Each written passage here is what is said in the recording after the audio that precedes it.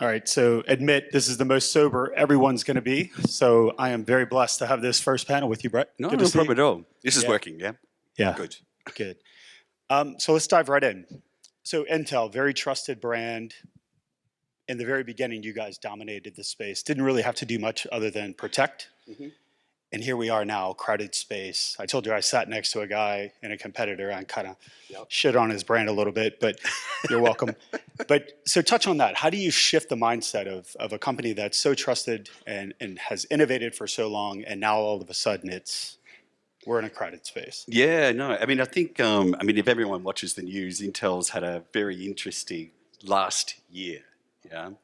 In fact, we haven't got a CEO at the moment. We've got two CEOs after our CEO left us in December. I think from a marketing perspective, it really is trying to find what was good about Intel when we first became what we were known to be, right? The heart of every PC, democratizing compute.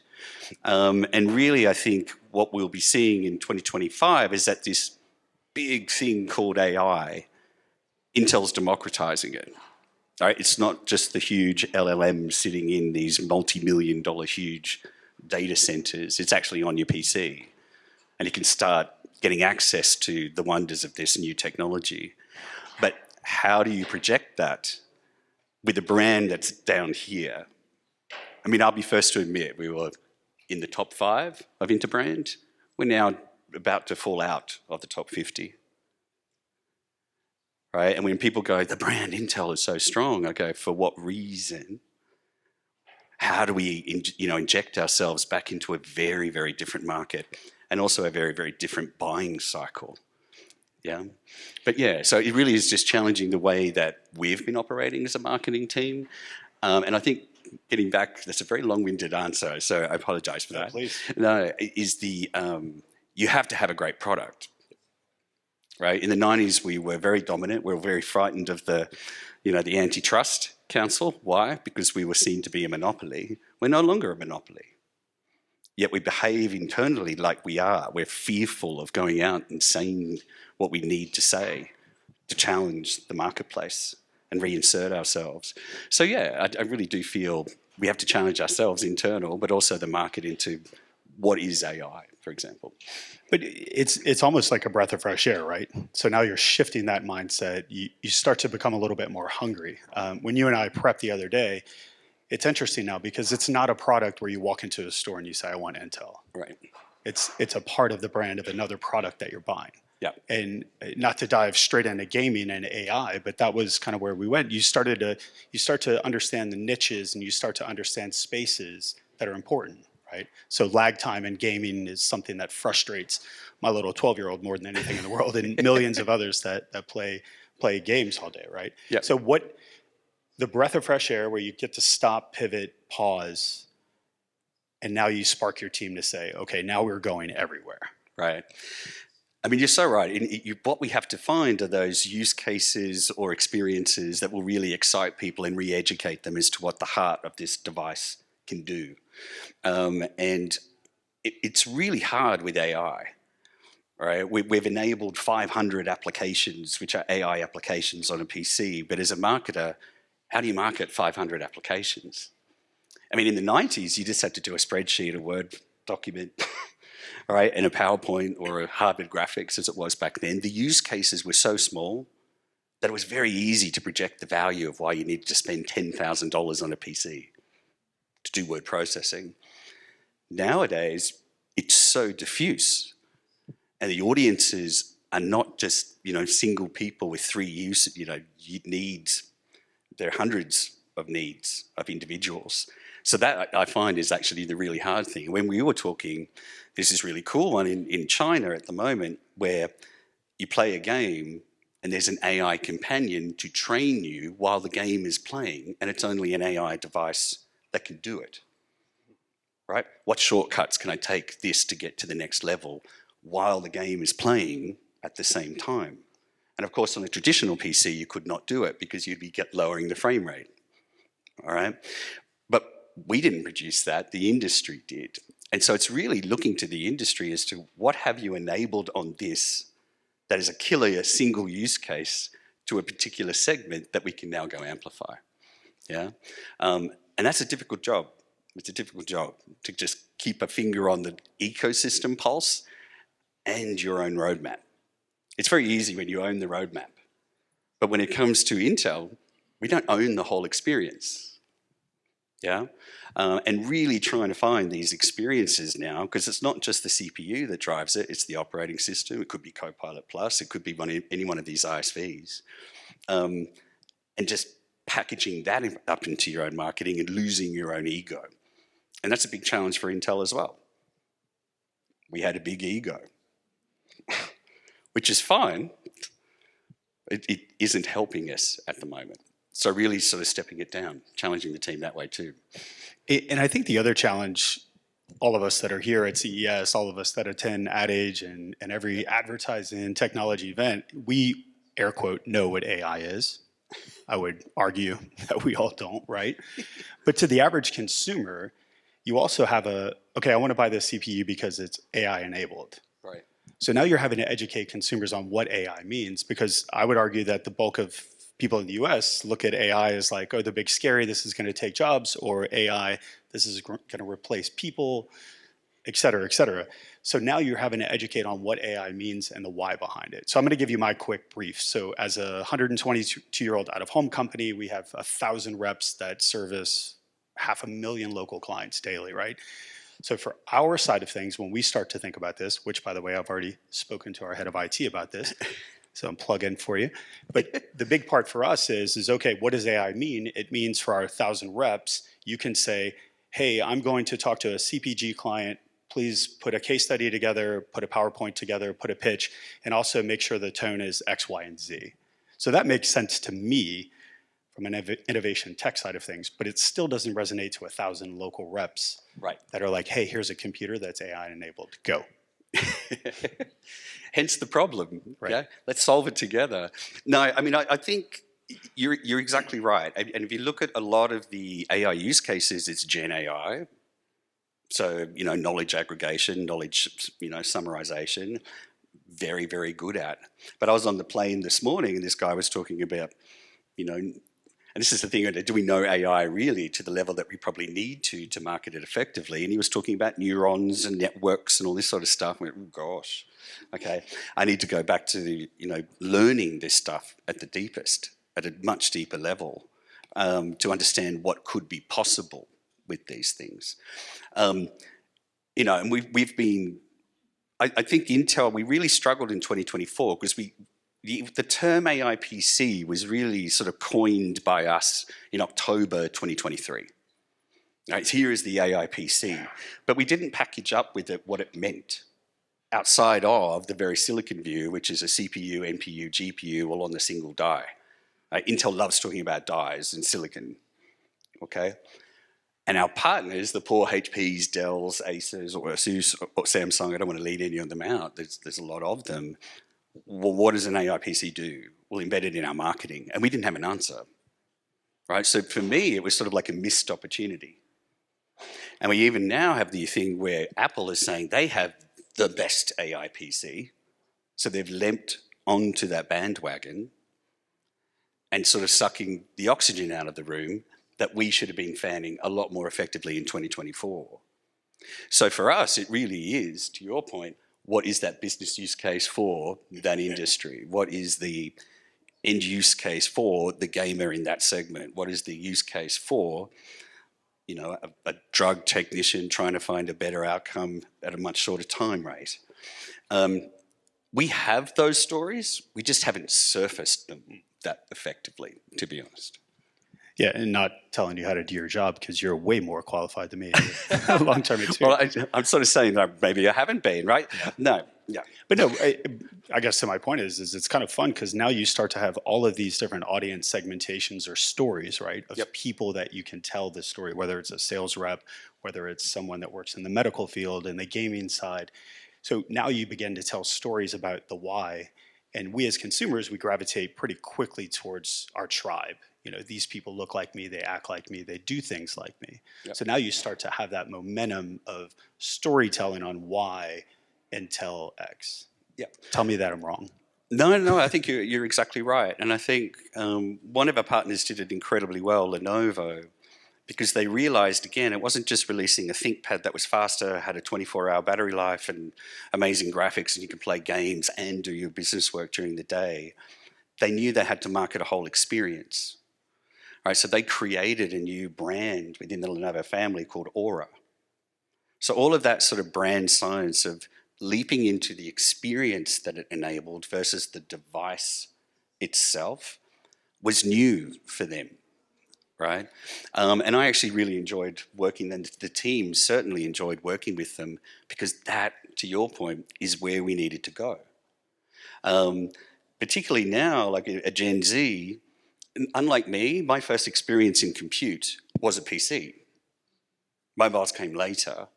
It's the reverse now, right? Kids grow up on their phone, well, the tablet, up to the phone, and now we're trying to tease them into the PC. So really, it's finding these use cases in these life changes that people are making. To your point, what tribe are you in? Right? Are you the creator, or are you the science buff, or are you the gamer? And then giving them a firm understanding of, like, when you jump into this world as a Gen Z, you need to jump this way as opposed to that way. Apple's lucky, they own the whole experience, right? PCs is an open ecosystem, if you think about it, right?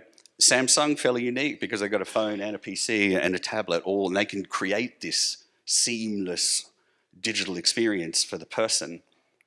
We have to find ways to project that experience, not knowing necessarily how they're going to create it on the ground. Yeah, because we only ship the CPU. So it's an interesting thing. So it's almost as if the partnerships are even more important, because Totally. you guys are, yeah. Yeah. So elaborate on that a little bit more, because that's a unique perspective where you're not trying to sell a shoe brand, or you're not trying to sell a CPG product. You're actually trying to innovate and push, but then you can only go so far to where the product itself has to. It's really interesting because, like, when I bought, and this is showing my age, when I bought my first PC, it was $8,000. And I needed to know what was inside it, right? But when you buy a BMW, do you care if it's Bosch brakes or not? No. And I think the Intel Inside program, so we created that thing, but it wasn't just a logo that we stuck on a device because people were actually looking for the best CPU for this thing that cost as much as a car. Now it's something that's $500, $800. It's more commoditized. So how do you maintain the beauty of that Intel Inside thing in a very, very different buying cycle? Like, people go, oh my God, I remember Intel Inside. Yeah, 2/3 of our budget is to go to the partners to put a sticker on their device. Right? I'd love that money, but I don't have access to it. But I've really enjoyed sitting down with the HPs and the Dells and the Lenovo's of the world and going, how are you going to go market this? Because I keep on trying to convince people, we as an industry have pushed PCs below the phone, right? Where people are so cost conscious when it comes to a laptop, but they're quite happy to spend $2,000 on a phone. And what we have, I think, is this unique opportunity at the moment where not everyone is in that refresh my phone this year, refresh my phone this year. That's where we have been. Apple's not innovating enough to get people to switch every year. So I just keep on telling people, if we want to try to get back up that value chain, now's a perfect time to do it. Yeah, it really is. We've got 2 years before AI gets everywhere. That's what happens when you commoditize a technology. It'll be on the $400 device in 3 years. We see the roadmap. So what are we going to do over the next 2 years to create the category, sustain the category, and get people thinking, the center of the world isn't necessarily my phone anymore. It's this stream of experiences, digital experiences. But it almost feels like a generational thing as well. Totally. You know, because I'll show my age. My first CPU cost $3,000, and I think I just used it to pirate Napster all day long before I went to work. Raise your hand if you did that. Like, yeah. And then you come back and you're like, Jesus, my computer's dead. But it's interesting, right? Because my triplets are 12, and all of their friends, all they talk about is not just gaming, they're athletes, but to them, this is dumb. Like the way that they utilize this, like my son, when I FaceTimed him as I was walking over here, it was literally like on his chair because he was on the laptop experimenting, playing. Some of his friends actually build computers for fun, and they're not like techie kids.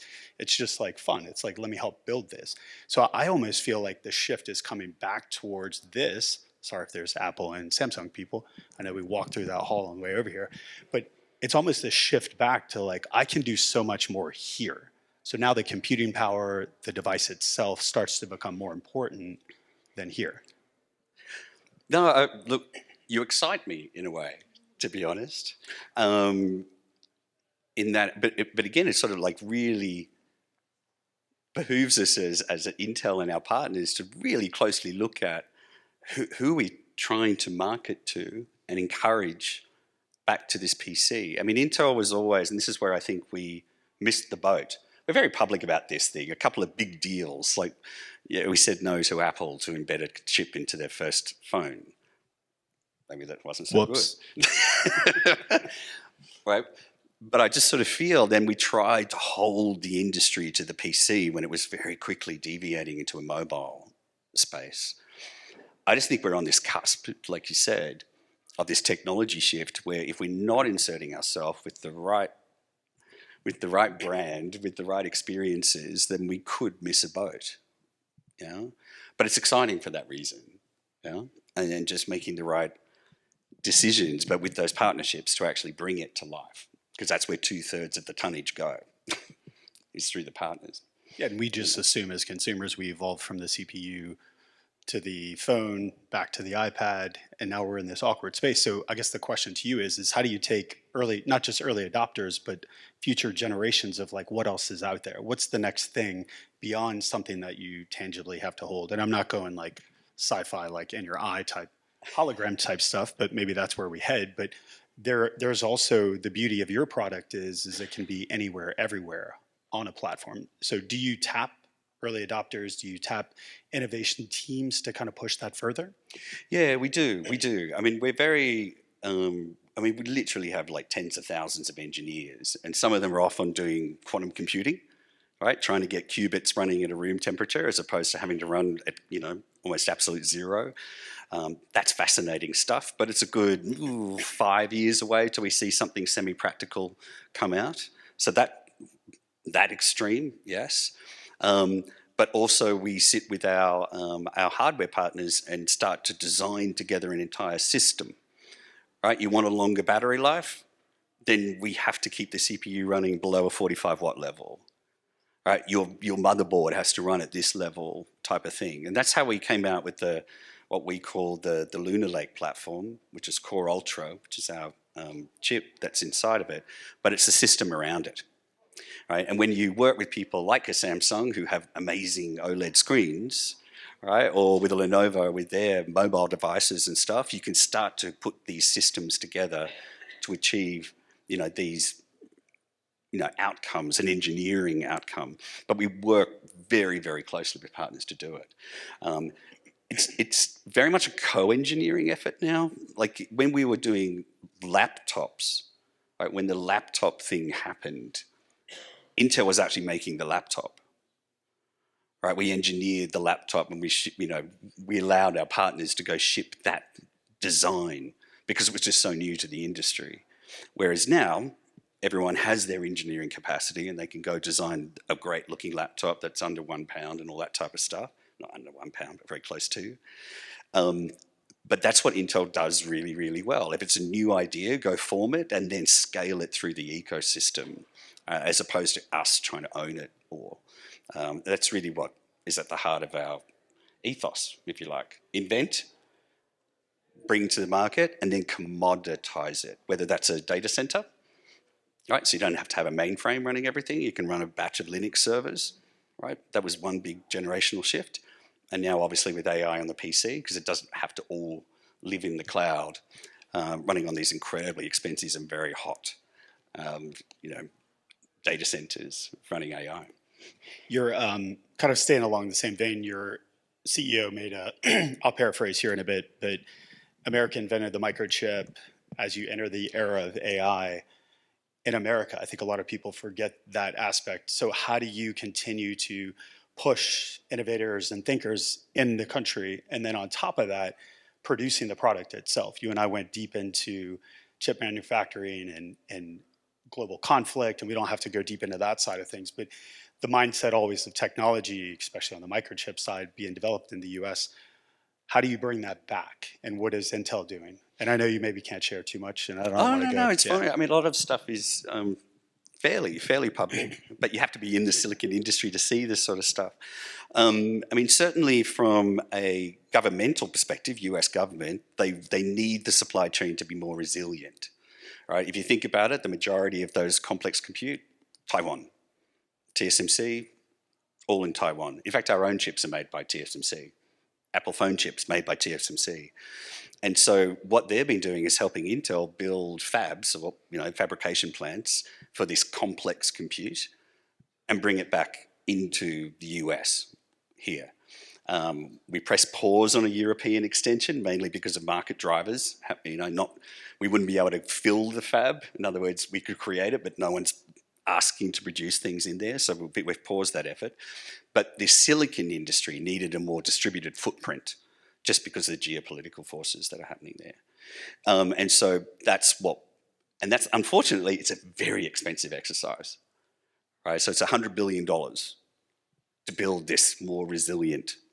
And that's why Intel is in, when you talk to a Wall Street analyst, it's very different to one of our engineers. We're doing great in bringing this technology to life, but it costs $100 billion. And that puts cash flow pressure onto the business, right? And as marketers, you always have to be very aware of the cash flow of your own business, and the financial operating environment. So that's really what a lot of the noise around Intel has been. It's just this strategy that we've been on to move and sort of make a more balanced supply chain. So if Taiwan was suddenly annexed, you could still build your AI chips in US, right? And I think what really rattled people was COVID, when things couldn't ship from Taiwan and the supply chain stopped. Couldn't get your new couch, right? I waited for 1.5 years for my couch to arrive because it was coming from somewhere in Southeast Asia. It was the same for poor Dell trying to just get laptops into a bank because they assemble in Malaysia. And so I think that created this need and realization that if we don't stabilize this, then we won't have a supply chain that's sturdy enough, particularly in this space. Yeah, particularly in silicon engineering for sure. So that's where a lot of the investment's gone. But that's, again, another story, right? Yeah. There's a lot of pride behind it. There's a lot of angst of, where's the product made? And, the resilience of the U.S. economy coming back stronger, every aspect of this. So having innovative products when everything is typically thought of as like, oh, it's overseas. Obviously, there's a significant cost, as you had mentioned, but there's also a significant story of, not only just the story itself, but the employees, the factories that are being built is an important part of Intel. Yeah, it is. It is. And it's just trying to bring back, I suppose, the wonder of that. Because again, I think when in the 90s, everyone was fascinated by computing. And so if you held up a chip wafer, people would go, oh my gosh, there's 100 million transistors on this tiny little piece of silicon. That doesn't wow people anymore. And yet we still get up on stage and show a wafer. Right? I mean, how do you bring back the wonder to this? We take grains off a beach and turn it into transistors that are a couple of nanometers, in fact, down to angstroms now, 100th of a nanometer. I mean, that's fascinating physics. But I've got a science background. I get excited by that. A general consumer, not so much. But remember in the 90s when we were at our height, in the 2000s, they were predominantly technologists buying these things and giving it to their family or installing it in their business. How do you bring back the wonder to this amazing technology is something that we're exploring, right? How do you reintroduce this to a wider consumer and business audience that this is amazing, right? We've been working so hard to raise the layer of abstraction that you lose how it was all delivered. If everything becomes the experience, then where's your value in the map? And in being an ingredient brand, yes, we have to show you the experience that it's brought, but it's a balance of how it was brought to you. It's like organic food. It all looks like a tomato, but you actually care where it came from. Like, how do we get that back on silicon? Right? I choose to go to Whole Foods and not there because I know that's a better product. They've worked it out. I think we've got a job to do to try and re-educate people. You need to start looking at this, the value chain.